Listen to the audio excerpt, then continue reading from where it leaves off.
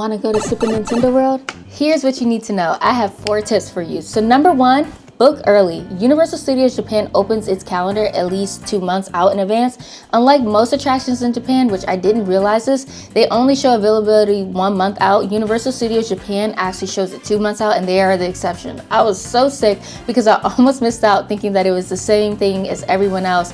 And I got lucky still, but don't be me. Number 2, get the Express Pass. There are bundles for Super Nintendo World with time entry tickets and access to key rides. Check the park map to see which areas make the most sense for you and to see which package you would like to choose. It's worth it. This is what saved me and got me into the park during the holiday rush season.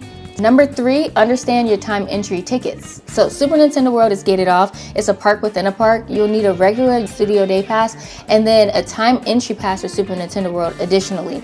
We got ours bundled with the Donkey Kong minecart ride. It was so much fun with all the gimmicks. There was a minecart jump, and then once inside, you can stay as long as you want. So just remember that your time entry is to just get you into Super Nintendo World. Number 4, buy a power-up band. This will allow you to interact with all of the different attractions around the area. It's about $42, but it lets you fully interact.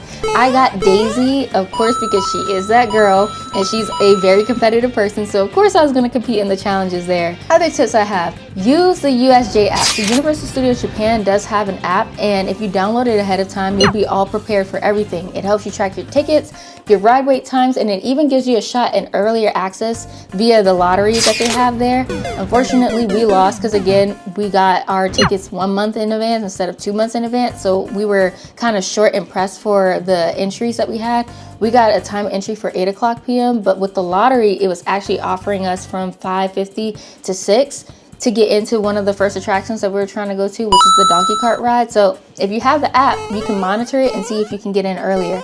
And the other tip I have is to go at night if you can, because the lights there made everything pop. You can see everything so vividly, and it was just like in full color. Just make sure that you have enough time to still pick up some awesome merch like we did. We got a Mario popcorn bucket, a Boo puffer, a spa headband, and plushies.